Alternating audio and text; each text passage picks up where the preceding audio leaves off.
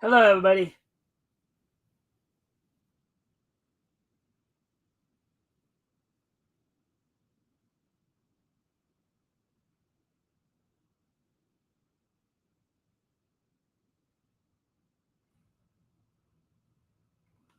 All right, so today is Monday, December 30th, 2024. The penultimate day of 2024, obviously. Second to the last day of the year. So we're going to give people a chance to come in before we get started. If you haven't already, if you guys can help out by liking and sharing the stream, see if we get some more friendly people in here to engage. Also, if anything here grabs your attention, feel free to comment and or ask questions. I'll try to answer the questions to the best of ability. Also, special programming note, tomorrow night, with it being New Year's Eve, I'm going to try to get some panelists on to look back on what the past year 2024, also look ahead to 2025. So what we all have to look forward to here. Anyways, as I said, we're just giving people a chance to come in. If you can help out by liking and sharing the stream, see if we can get some more friendly people in here. That'd be appreciated. Also, if anything here grabs your attention, feel free to comment and or ask questions, and I'll try to answer the questions to the best of my ability. So, have to wait to see if anybody else shows up.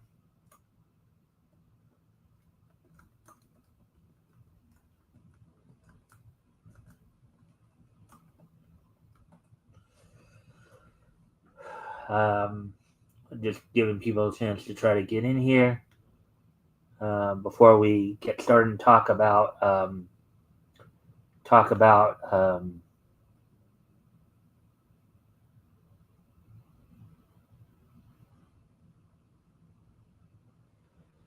as we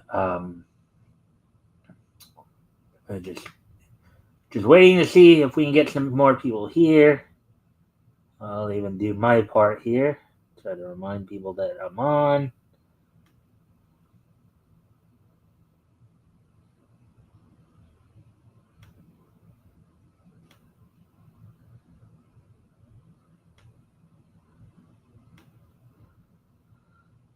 Hopefully we can get some people in to check it out.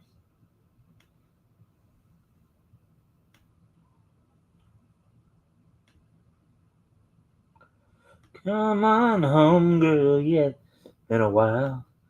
You don't have to love me and let's get high a while. Try to understand, try to understand, try to understand. He's a magic man, mama. Yeah, you got the man. Ever since I was on Apex After Dark the other night, that song's now been in my head. The guy named Mikey there, who came on there, him being, they were referencing him as the Magic Man. I'm like, so now of course I got the song.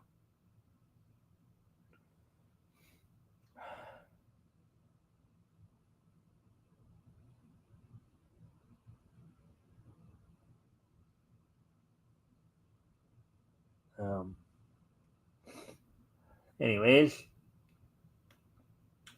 I'm gonna go off camera here. Oh, we're almost up to the 5-minute mark. I'm gonna go off camera here for a quick moment, take care of something real quick, and then I will be right back. We'll see what's going on. What's up, tap for tonight and all that. So I'll be right back.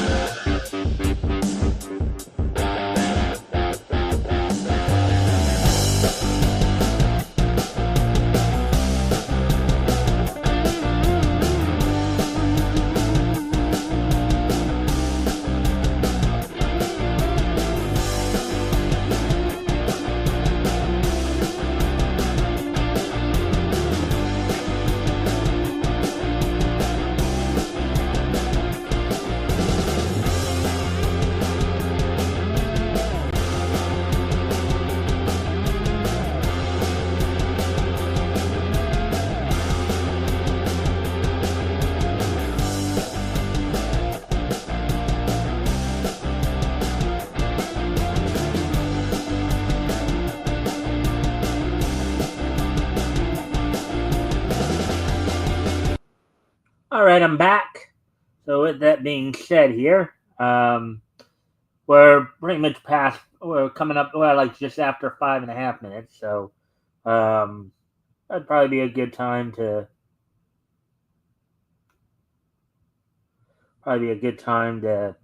um, for us to get going, to basically talk about what's on tap for tonight. So I do have 3 articles I'm going to go over tonight. One from Bounding into Comics, one from That Park Place, and one from Me TV Tunes. So we got basically an anime related article, and basically a couple of cartoon based articles. The first article we're going to look at, of course, is Bounding into Comics, talking about I guess a new trailer confirms extended Agent Chainsaw Man Rays, or Resi, I guess. Also, we got some more news coming out of the whole X-Men '97 as some of the writers are slamming Marvel. We'll get into that. That's on. And then we're also going to look at what the difference between Merry Melodies and Looney Tunes is, according to Me TV Tunes. And then also we'll have the wrestling wrap up. We'll get caught up on this past weekend's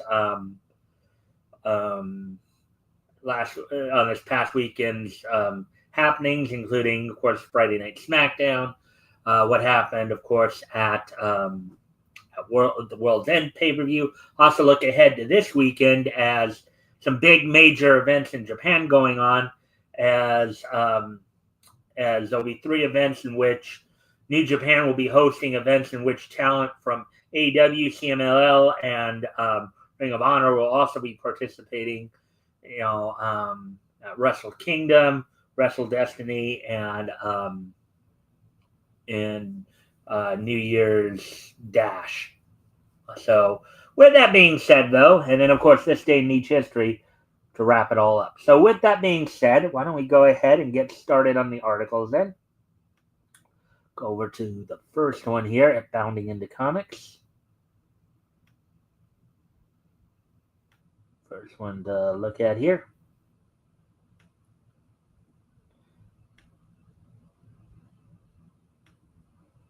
Alrighty then. So, new Chainsaw Man Riz trailer confirms extended fight scene, showcases new explosive animation style as, in smaller quotes, Black Clover anime director Tetsuya Yoshihara takes over from Ryu Nakayama. Article by Nerdigans Inc., published December 27th, which of course is this past Friday. So let's take a look at this. Rejoice, Chainsaw Man fans! Following a year of radio silence since its initial announcement, Studio Mappa has returned to the Jump Festa Superstage with the long-awaited trailer of the cinematic adaptation of Tatsuki Fujimoto's Chainsaw Man Rez. And look at that kid jumping up. Denji, who's voiced in the Japanese by Toya Kikunosuke, celebrating outside a movie theater in Chainsaw Man Rez 2025. Easily one of the year's most anticipated trailers, the first look at the upcoming film was unveiled during the series' Super Stage presentation at the recent 2024 Jump Festa event, courtesy of voice actors for Denji, who is voiced in the Japanese by Kikunosuke Toya, who also does Fubuki in The Elusive Samurai. Aki Hayakawa, who voices Shogo Sakata, who also provides the voice of Jun Shirasaki in Love is Indivisible by Twins. Makima, who provides the voice of Tomori Kusunoki, who also provides the voice of Karen uh, Koiru Rui Maki in Sword Art Online Alternative, Gun Gale Online. Power, um, who is voiced by Ai Fairoz, who also provides the voice of Kikoru Shinomiya in Kaiju number 8. And Angel Devil, who is voiced by Maya Uchida, who provides the voice of Christine in Lazarus. Try saying that 3 times fast, everybody.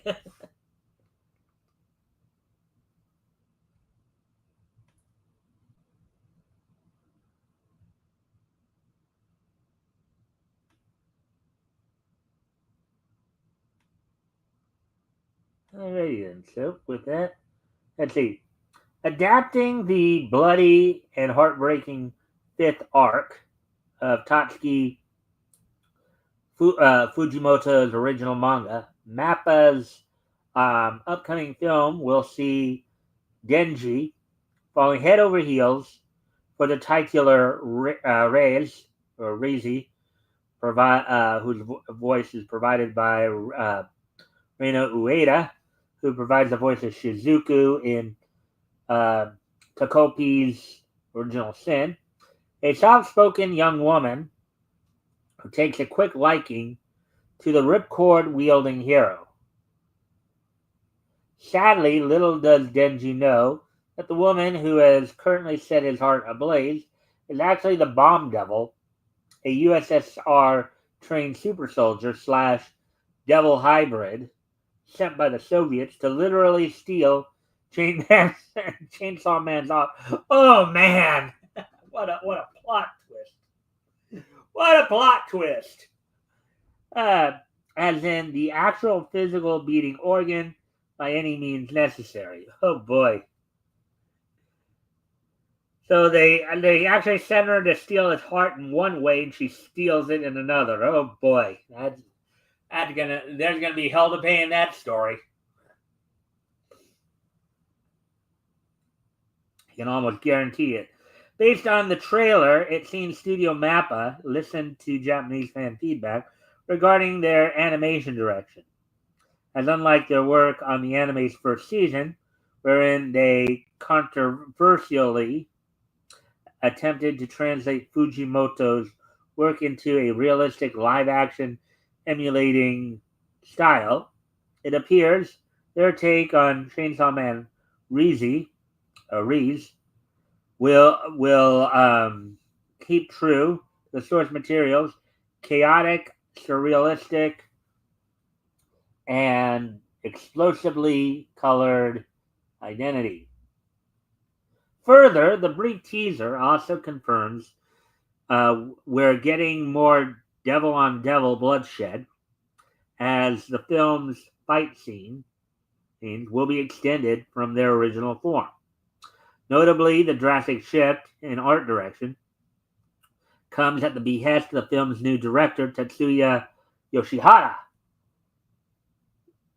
perhaps best known for directing both the Black Clover anime and the action sequences in Chainsaw Man's first season. Yoshihara is stepping in to replace Chainsaw Man Season 1 director Ryu Nakayama, following the aforementioned wave of backlash he received from fans. And there's, I guess, the lady in question. Quite a fetching woman there, to say the least. See if we have anybody who's and if you haven't already, of course, we can help out by liking and sharing the stream. See if we can get some more friendly people to engage. That'd be appreciated. Also, if anything here grabs your attention, feel free to comment and/or ask questions, and I will do my best to answer I'll answer the questions to the best of my ability. Let me see. Let's see if I throw a link her way.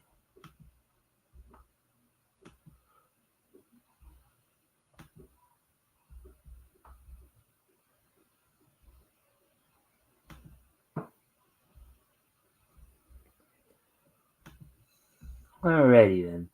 So getting back to the article then here. Let me see. Actually, let me check the time real quick. Alright, so I think we can get to this far with see.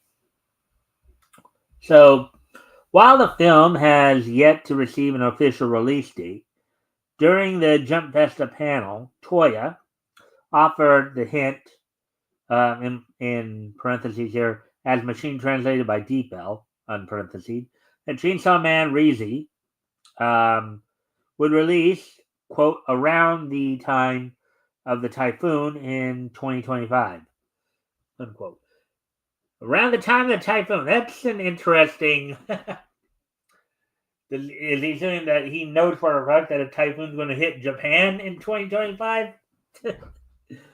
On one hand, this may have been a reference to Japan's annual typhoon season, thus suggesting that it could come out sometime between May and October of next year. However, there's also the chance that the Denji voice actor was making a specific reference to October 7th, the day when the second main antagonist of the Bomb Girl Devil arc, the Typhoon Devil, made their 2019 debut in chapter 42 of Fujimoto's manga.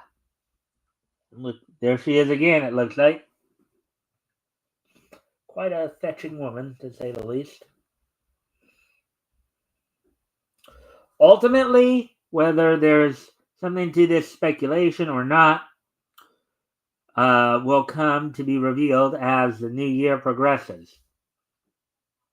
And until we know more, all 12 episodes of Chainsaw Man's anime's first season are available to stream on Crunchyroll, while new chapters of the Chainsaw Man manga are released every Tuesday on Manga Plus and Viz Media at 10 a.m. Eastern, 7 a.m. Pacific. Well, there we go with that one. Hopefully, quite a bit out of that.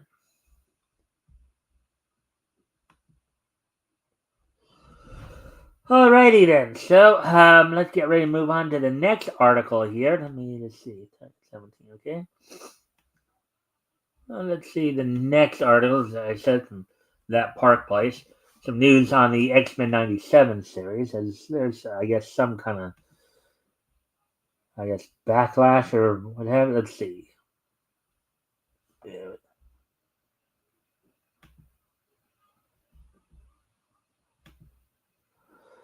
All right, so here's the next article we're going to look at.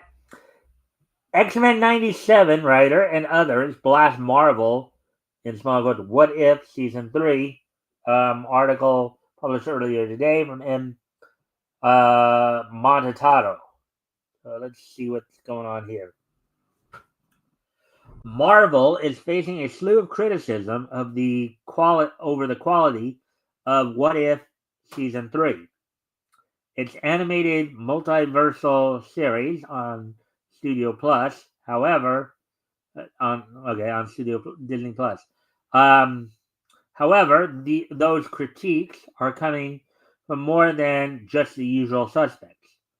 Former Marvel writers and critics have been incredibly supportive of Marvel in the past, have come out to publicly blast the latest Disney Plus offering.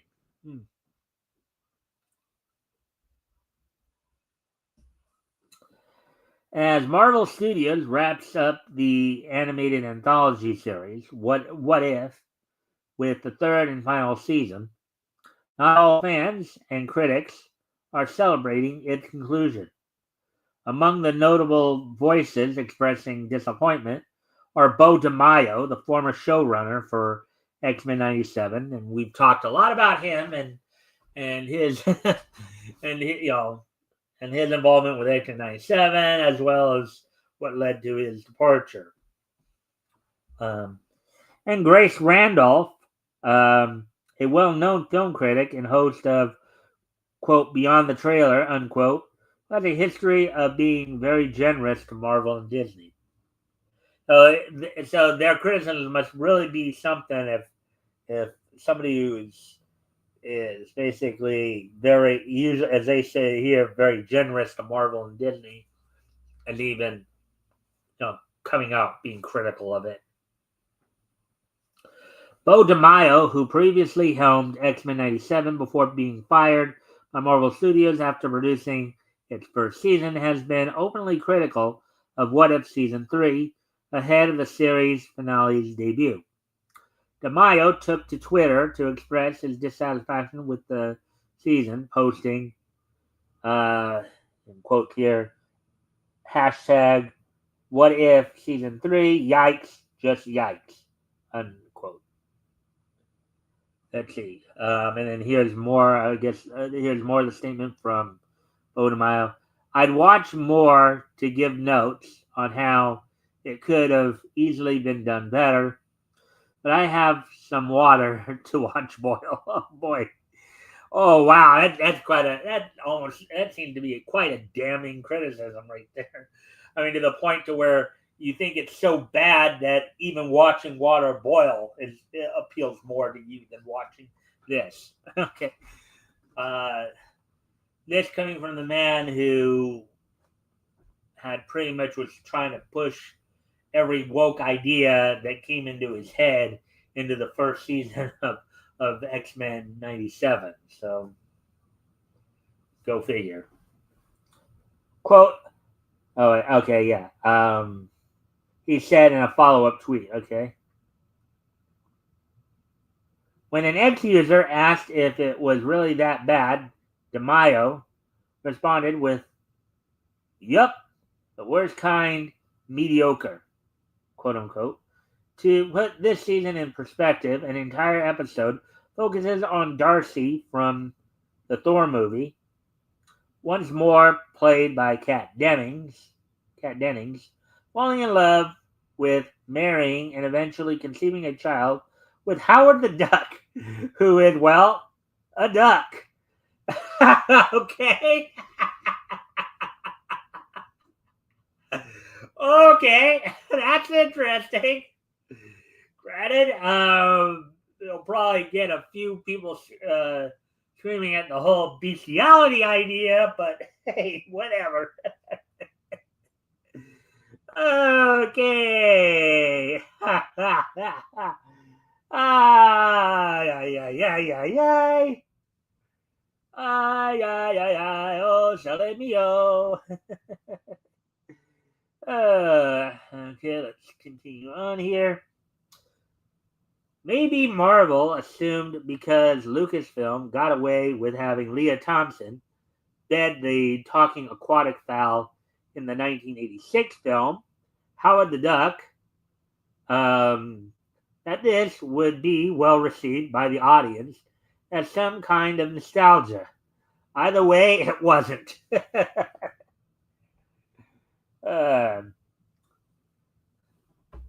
DeMaio's public remark came amid ongoing tensions following his departure in X-Men 97. Allegations surfaced online suggesting that DeMaio was involved in sending inappropriate photos of himself to male staff members, which he has denied.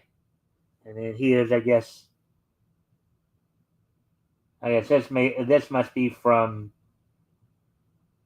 This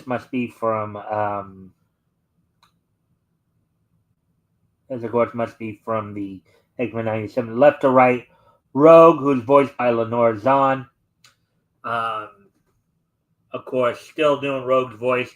Got the Southern Belle accent. I know she's also done a few things. I think she was in Cadillacs and Dinosaurs, as well as provided some voices for Cadillacs and Dinosaurs, as well as Avengers Assemble. Jubilee, played now by Holly Chow, having replaced Alison Court after Alison Court decided to decline the role to give of somebody of color more of a chance to. Jean Grey, now voiced by Jennifer Hale, replacing Catherine Disher in it. Now, in that particular case, from what I understood, Catherine Disher, the reason that she didn't get recast as Jean Grey because, with her being older now, she just can't do Jean's voice anymore, so, apparently. Cyclops, voiced by Ray Chase. That's probably partially due to the fact that Cyclops' original voice actor back in the 90s, Norman Spencer, I believe, did pass away as our Ray Chase had taken over. Roberto da Costa, voiced by Guy Agostini. Nightcrawler, voiced by Adrian Huff. Storm, voiced by Allison Seeley Smith. And Morph, voiced by J.B. Karliak. In Marvel Animations, X-Men 96. So, and of course, the whole thing behind Karliak is somebody who identifies themselves as a trans person, taking over the role from Ron Rubin, and even with the new design of the character here as well. Since then, DeMaio has been vocal in his critiques of Marvel Studios in various media.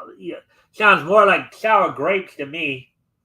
He basically got fired, and now he's just, and then now it's like, well, I'm not. They fired me, so I'm just gonna dump on him at any chance I get.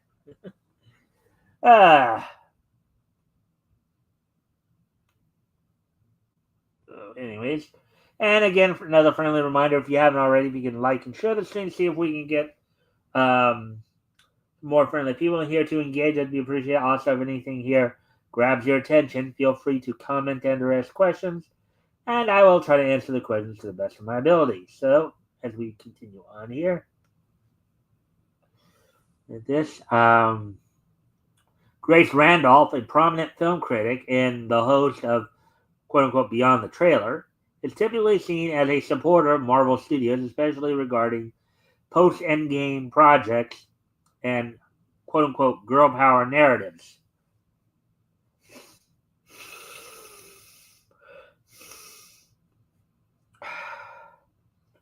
However, she also weighed in on the final season of What If through her social media channels.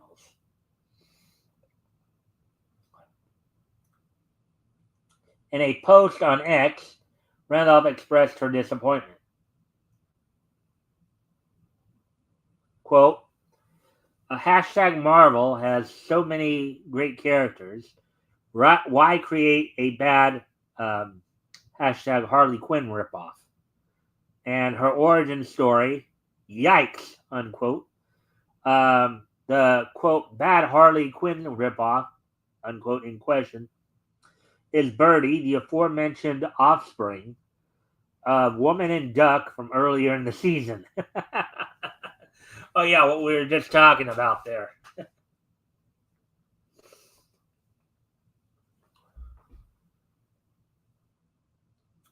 When asked if she would rank the Marvel What If Season 3 episodes, Randolph responded, quote, no, I haven't had time to watch it. And nobody seems to be watching this season, unquote. I wonder why. The third season of What If has garnered a more polarized response compared to its predecessors.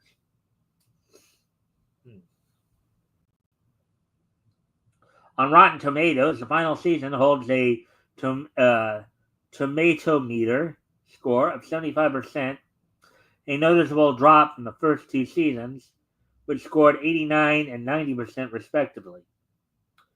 Additionally, the audience score stands at 54%, the lowest among the three.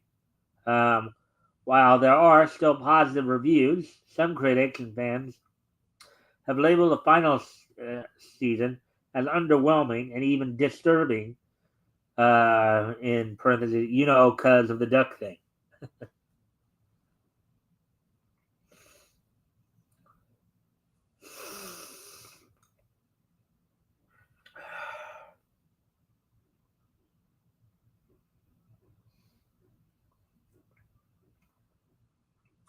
Marvel Studios has indicated that the MCU continues to expand with a Marvel Zombie spin-off miniseries currently in development. Marvel Studios TV executive Brad Winderbaum explained to Entertainment Weekly.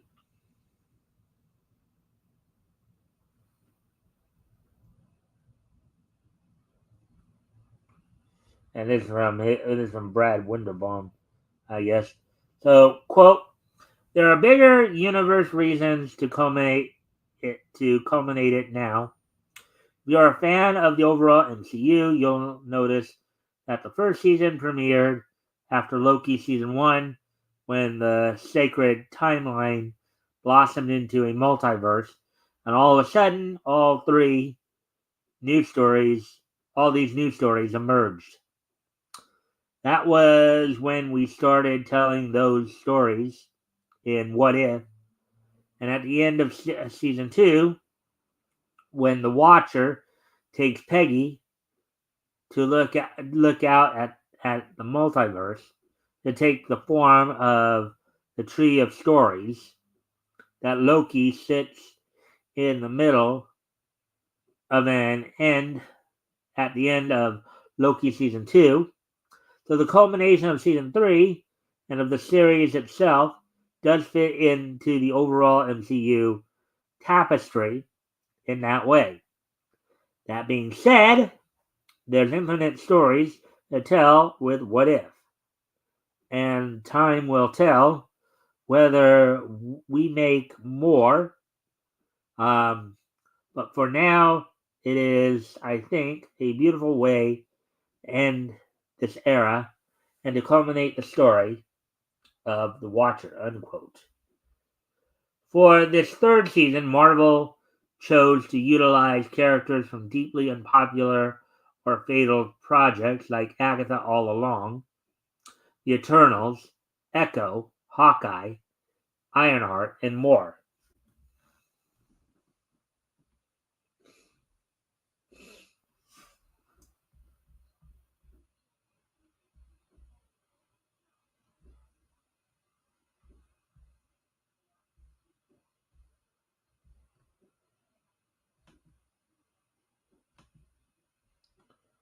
Alright, so some interesting concepts were introduced, like a version of Storm wielding Thor's hammer. However, we never got a full episode to explain that character, despite having the time to dedicate the whole episode to a woman reproducing with a duck. This goes to show you where their priorities seem to be, right? They think that people are going to be drawn more. Obviously, the whole idea of the whole bestiality angle with the woman and the duck reproducing, that will get more people talking. Maybe not positively, but more people will be talking about it.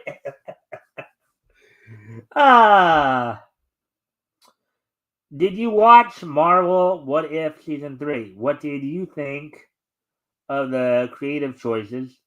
Do you agree with Bo DeMaio and Grace Randolph? Sound off in the comments and let us know. All right. Well, there we go with that one. So that's the second of 3 articles we're covering tonight. We're running along pretty smoothly here. So we got one more article. We're going to go head over to Me TV Tunes.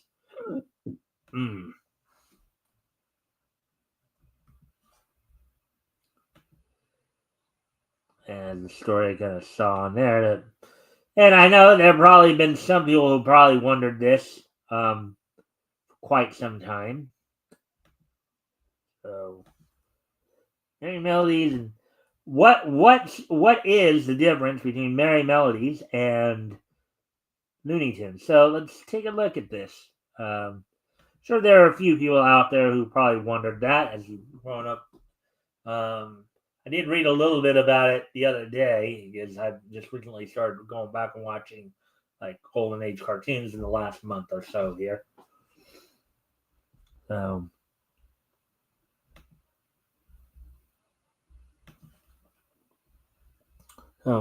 is there even a difference between these two classic cartoons? Article published earlier today by MeTV Toon staff. So As cartoon aficionados, a question we often find ourselves asking is, quote, what is the difference between Merry Melodies and Looney Tunes? Unquote. Do some characters belong in one show versus the other? Is there even a difference at all? The cartoons look so similar. In the words of Pee Wee Herman, what's the significance? What does it mean? I don't know. Have no fear, MeTV Tunes is here, and we have done the research. Let's explore the history of the two classic Warner Brothers cartoons and the subtle differences that distinguish them from one another. Looney Tunes premiered first, which is correct because I can tell you this for a fact because I've been watching a lot of these older Looney Tunes cartoons. As I said, starting over the past month here, with of course Leon Schlesinger, Hugh Harman, and Rudolph Ising all participating. So Looney Tunes premiered in April 1930 with a short "Sinking in the Bathtub" after the success of Looney Tunes producer Leon Schlesinger pitched Merry Melodies as a sister series, and it later premiered in August 1931.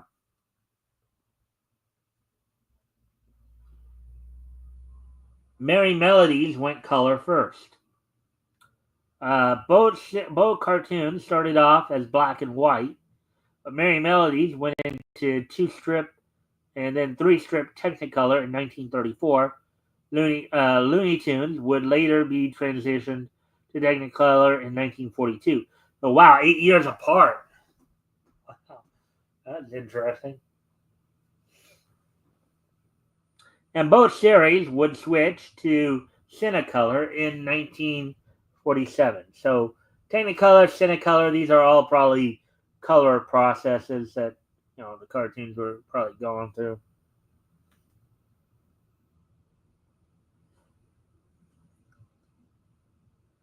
Merry Melodies started off as a failed live-action series. While Leon Schlesinger was developing Looney Tunes to serve um, as advertisements for Warner Brothers Music, Warner Brothers was also trying to create its own theater short series that would also highlight music recordings and sheet music. The series was called Spoonie Melodies, um, and they were kind of like early music videos, but they were not popular. Um, and of course, another thing that came about around this time too, I think this was done by Fleischer Studios for Paramount as well, was the whole kind of the sing along, the sing along cartoons with the bouncing ball, right? Um, so those were also kind of coming out around this time as well. Let's see. When the series ceased production in 1931, Looney Tunes was growing in success to Warner Brothers, so Warner Brothers was willing to replace Spoonie Melodies with Schlesinger's animated Merry Melodies.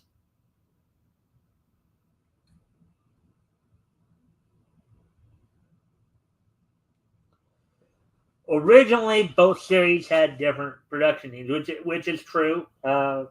Even though both teams started out on Looney Tunes together, when Merry Melodies premiered, that's when they kind of split up. So Hugh Harman and Rudolph Ising were the first animation team at Warner Brothers, and under Schlesinger's supervision, created Looney Tunes and Merry Melodies.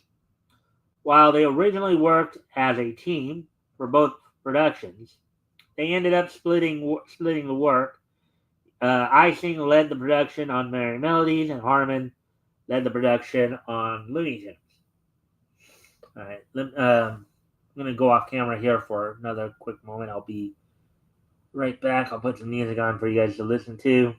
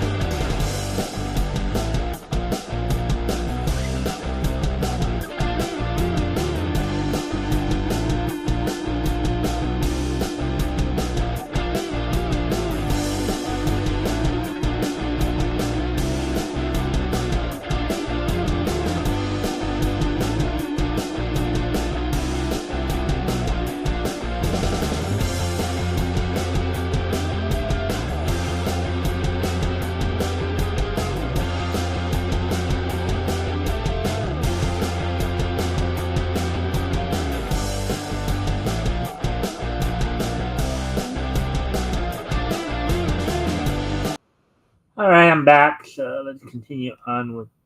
No, not yet.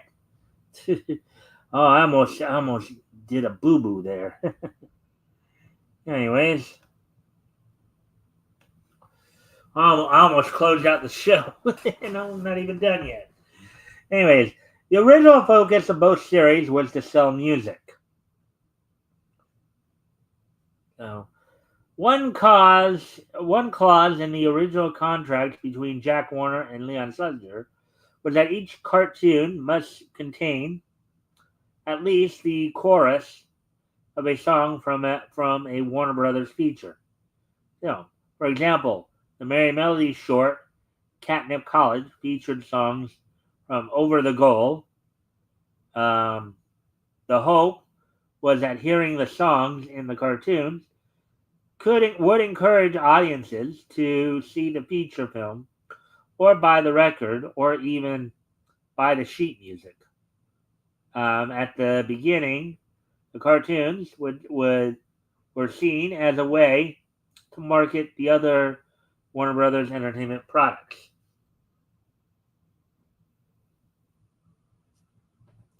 But it could kind of make sense, I guess. Let's see.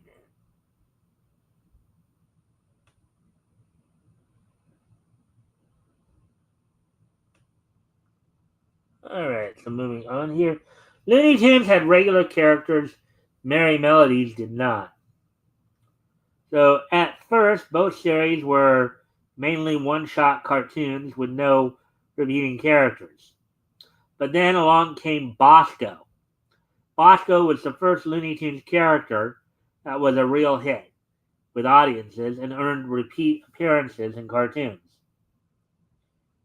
Yeah, in fact, Bosco starred in over 30 Looney Tunes shorts from 1930 till 1933, including, of course, his very first one, Bosco the Talk Ink Kid. When Harmon and Ising left Leon Schlesinger Productions over budget disputes, when they left, they took the rights to Bosco with them, leaving the studio in a popular character find. Another character, Buddy, was tested to lesser success until a much more popular character graced the screen, Porky Pig. From then on, repeat characters lived in the Looney Tunes world, and though most Looney Tunes characters got their start in Merry Melody shorts, Bugs Bunny, Yosemite Sam, Foghorn Leghorn, Granny, Tweety, the Tasmanian Devil, Wile E. Coyote, and the Roadrunner, and more characters all began as Merry Melodies characters.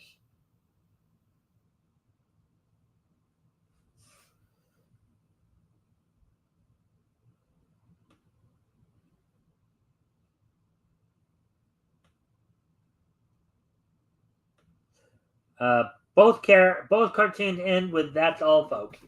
Yes, in fact, what I can tell you is at the very beginning, you know, whatever featured character was in the show would be the one usually delivered. Granted, today we think of Porky doing "That's all, folks" finish, but earlier on it was whoever was featured in the cartoon. In 1934, after Ising and Harmon left, Schlesinger negotiated with them to retain the rights to Merry Melodies and to the sign-off of So Long, Folks. Originally, Looney Tunes ended with That's All, Folks, and Merry Melodies ended with So Long, Folks. But that changed in 1936 when Merry Melodies switched to also using That's All, Folks. The only real difference between the two series endings was that on Looney Tunes, occasionally Porky Pig would jump out and say the classic started, "That's all, folks." 1940 contract change. Oh, let's see now. Throughout the 1930s, Looney Tunes focused on character stories, while Merry Melodies um, focused on building shorts around music from the Warner Brothers library. However, in 1940, the success of both series led to Warner Brothers dropping the music clause from the contract. This was fine for Looney Tunes, which only used the music because they had to. But Merry Melodies, but for Merry Melodies, this led to more of an identity crisis. Animators quickly developed new characters for Merry Melodies, and this quick change directly led to the creation of Elmer Fudd and Bugs Bunny. However, with this breath of fresh air, with new characters, led to another problem. Merry Melodies and Looney Tunes looked and felt almost exactly the same, and the two series began to feel blurred.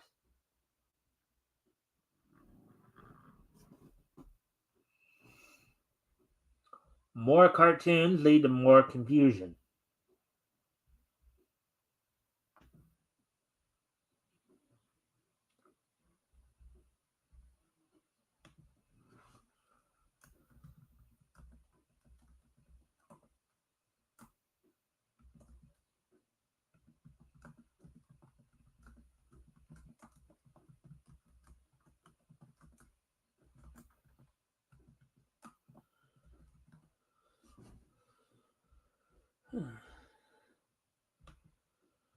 All right.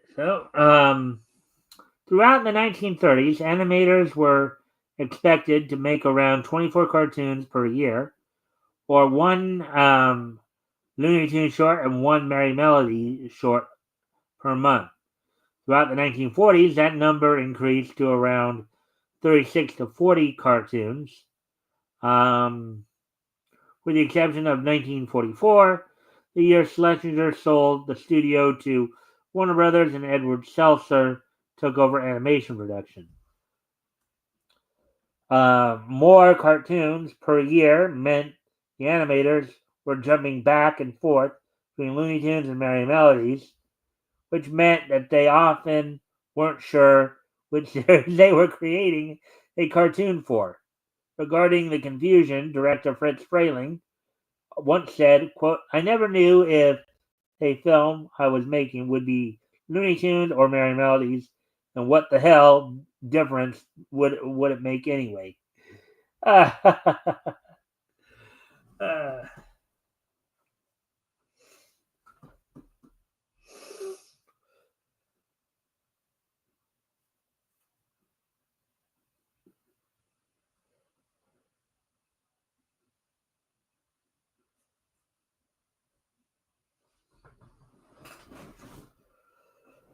all right, so conclusion. While Looney Tunes and Merry Melodies started out as fairly different cartoon series, their mutual and rapid rise to success led to the blurred lines and confusion we feel today. There were some small differences between the two series at the beginning, but by 1947, they were all but the same series with two different names. There you go. So that's an interesting article looking back at the history of Looney Tunes and Merry Melodies. There, that was kind of an interesting article. So, so with that being said, we're done with the articles now. So now we're going to move on to the wrestling wrap up here. Um, Again, a friendly reminder: if you guys can help out by liking and sharing the stream, see if we get some more friendly people here to engage. That'd be appreciated. Also, if anything here we talk about grabs your attention, feel free to comment and or ask questions, and I will try to answer the questions to the best of my ability. With that being said, I'm going to talk a little bit about the happenings in the world of pro wrestling over the weekend here. As of course we had, as of course you had Friday Night SmackDown. You had AEW held its World's End pay per view on Saturday. Um, you know, They also, to close out the final rampage, they had the final rampage on Friday night as well. So, and then we'll look ahead to a little bit. Hey, Rick, thanks for dropping in, my friend. So,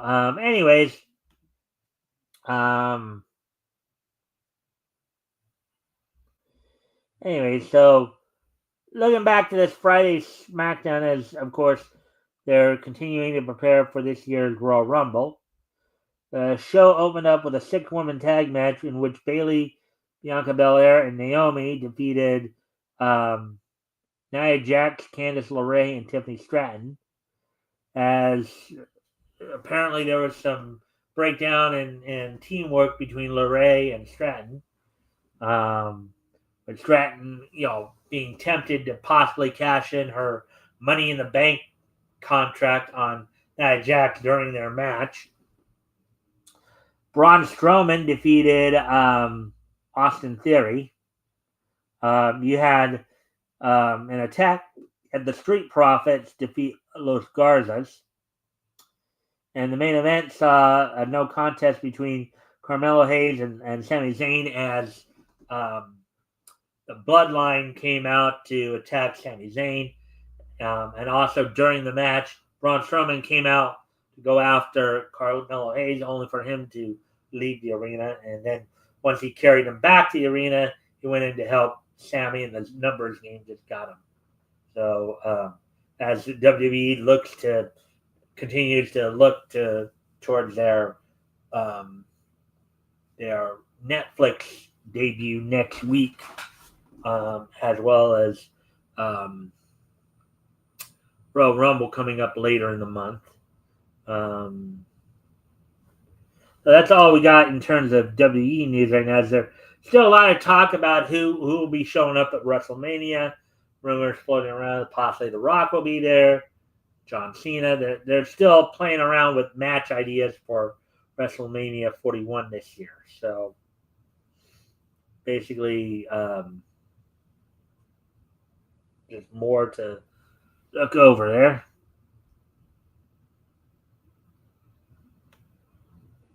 So now, and we I now go back to, and then of course, Friday night also saw the last episode of Rampage. The big note there is, as part of their storyline, pushing the storyline of the Death Riders trying to basically take control of AEW. A big brawl from the Hammerstein Ballroom ended up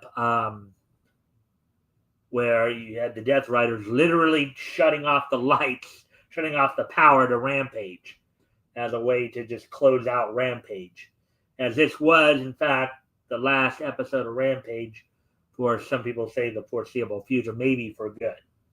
As there's been a lot of criticism as to, now with Rampage's ending, of course, there's also been some talk that, and with some of the returns that came out on Saturday, there's been some talk that they might be doing some roster cuts soon of some of the lower card talent. So I guess we'll just have to wait and see on that. But with that being said, now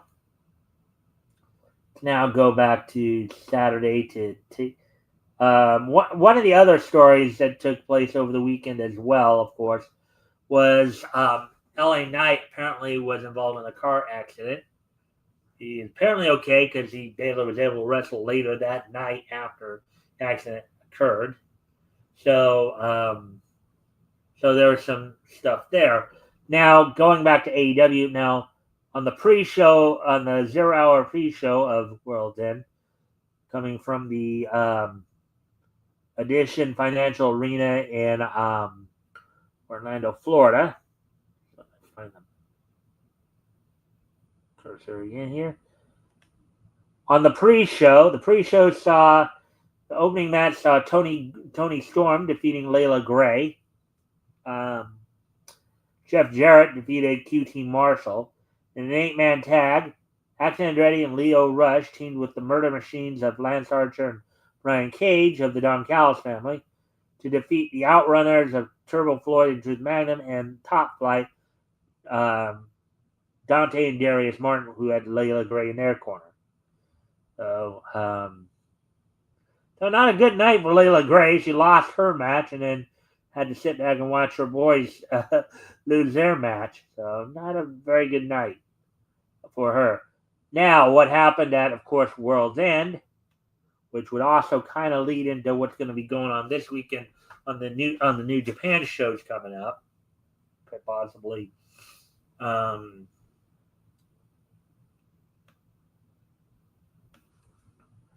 So the World End, which was coming to everybody from the Edition Financial Arena in Orlando, Florida. Opening match, the first two opening matches were the semifinal matches in the Continental Classic. Will Ospreay got some revenge on Kyle Fletcher from his loss at Full Gear, as Ospreay, who ended up being the second place finisher in the Gold League, taking on Kyle Fletcher, who was a champion of the Blue League. Ospreay was able to defeat Fletcher. And then, of course, a non-title semifinal match, Kazuchika Okada, who is currently still the reigning Continental Classic champion, defeated Ricochet. Now, after this match, of course, after being hit with the Ripcord Lariat, Short Strickland came out to kind of put salt, pour salt in the wounds of Ricochet, telling him that if he lost, he had a surprise for him. That surprise being throwing Ricochet a toilet paper party, where they just everybody would just start throwing toilet paper into the ring at Ricochet, for his very own toilet paper party. So that was which may lead into a potential feud between Ricochet, as Ricochet now is, kind of starting to go heel more, and Swerve. Let's see.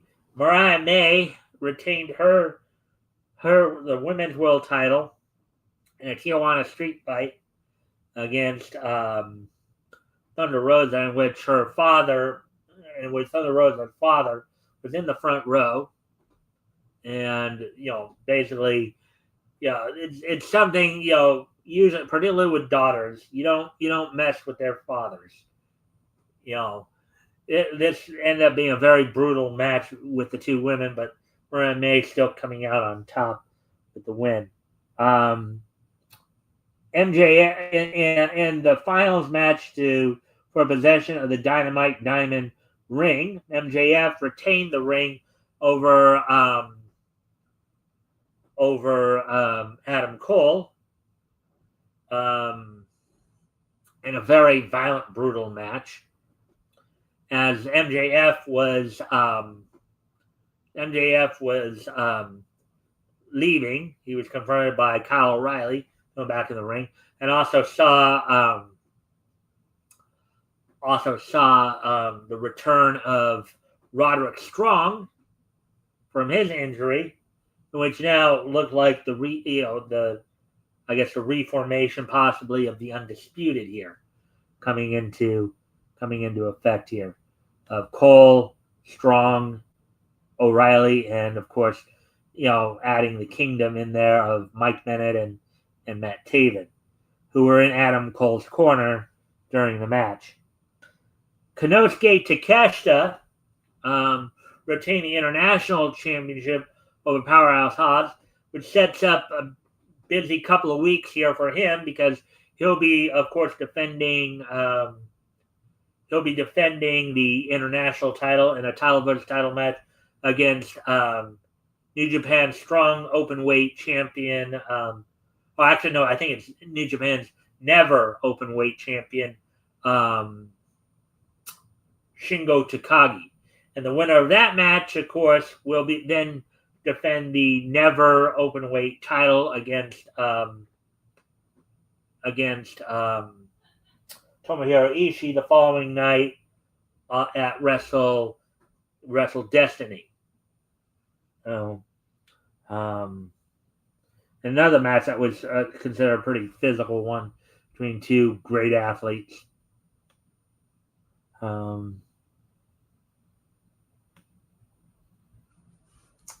And then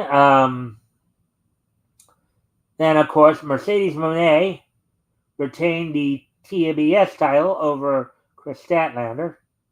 And in the finals of the Continental Classic, Kazuchika Okada retained the title over Will Ospreay.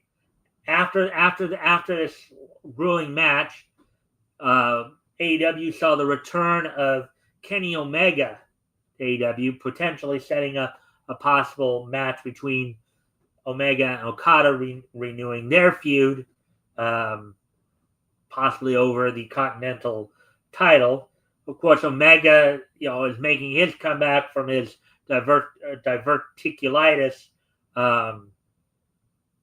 diagnosis,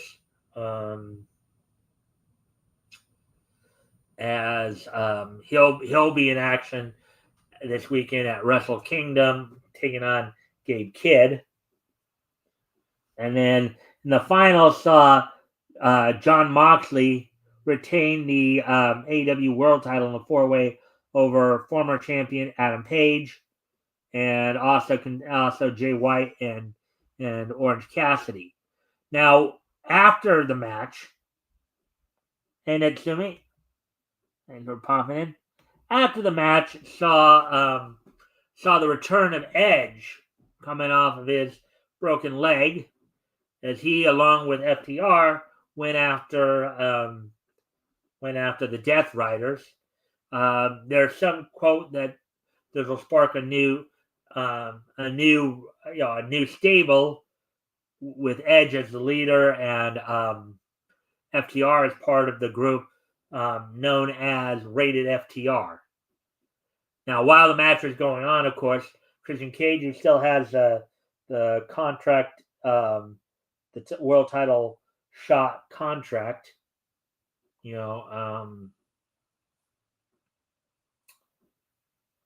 was watching in the balcony above. So we'll see how all that plays out. So that was all. That's all that happened already. So of course tonight's Raw, which will be, I believe, the last Raw on, which of course will be the last Raw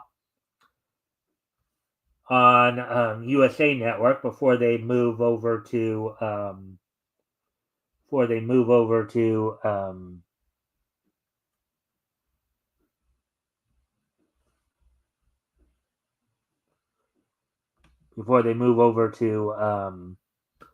Netflix.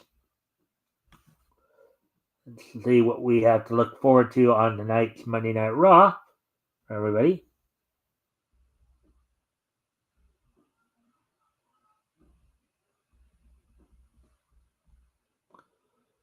On tonight's Monday Night Raw, which will be coming to everybody from the Toyota Center in Houston, Texas, on USA. R-Truth will be taking on Pete Dunne.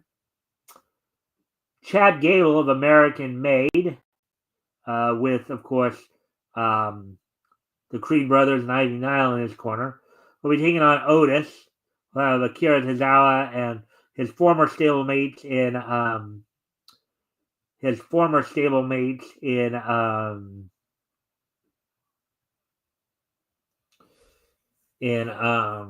American Alpha. The two semifinal matches in the tournament to crown the first women's Intercontinental title will be taking place. Dakota Kai will be taking on Zoe Stark, while Io Sky takes on Lyra Valkyrie. Now Valkyria, which of course could potentially set up a finals match between two members of Damage Control. And then in the main event, in a 6-man tag match, Union Priest teams with the War Raiders and take on the Judgment Day's Dominic Mysterio and former tag team champion Finn Balor and JD McDonough, who had the titles taken from them by the War Raiders. So that's all I got for you in terms of the wrestling wrap up. So now, with all that being said, today being Monday, as I said, it's the penultimate day of 2024, the second to the last day of 2024. Let's take a look back at this day. Niche history. So let me just remind myself a few things here. 98, 19, let's see, 1964, and then 2014. All right. So, first thing I would like to do is I'd like to wish a happy 60th birthday to George Newbern. As George Newbern was born on this date back in 1964. He turned 60. For those of you who may not remember, George Newbern, of course, provided the voice of Superman in the DC animated universe. Superman, the animated series, his guest shots on Batman, the animated series, and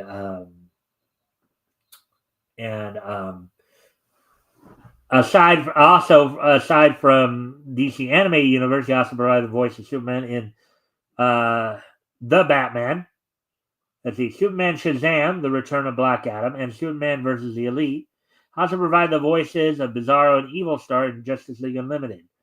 He provided the voice of Ren in The Pirates of Dark Water and Sephiroth in Final Fantasy VI Advent Children. So happy 60th birthday to George Newbern.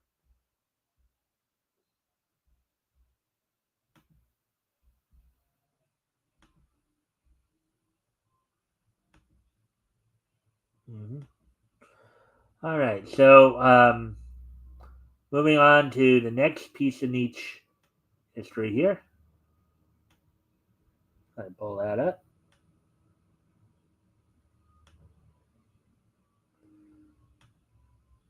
On this date in 1998, 26 years ago today, the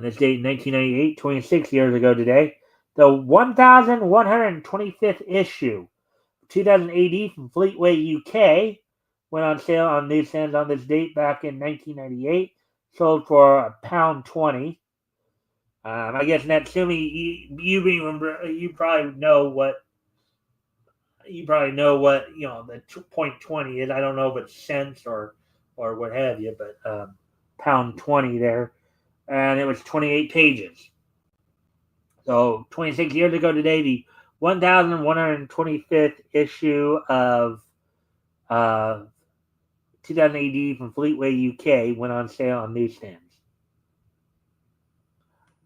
Moving on to the next piece of niche history as we move ahead to 2014, 10 years ago today.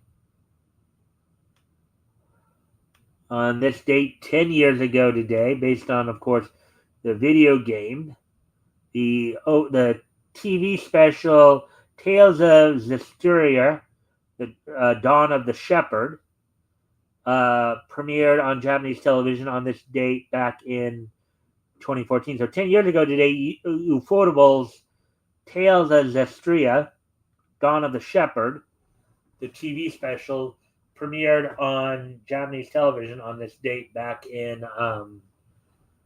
2014.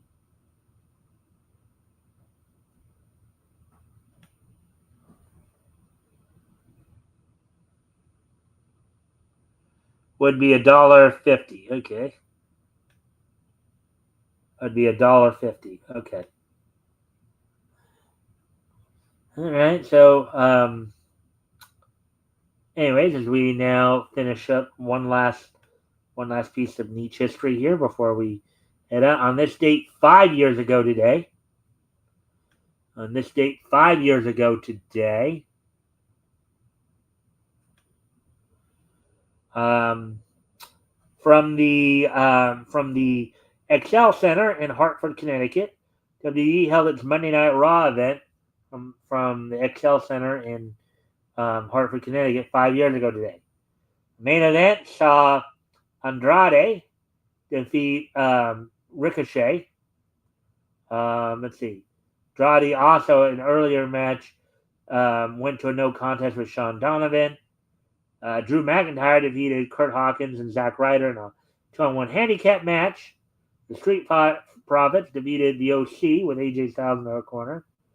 Charlotte Flair defeated Natalya in a battle of second generation stars.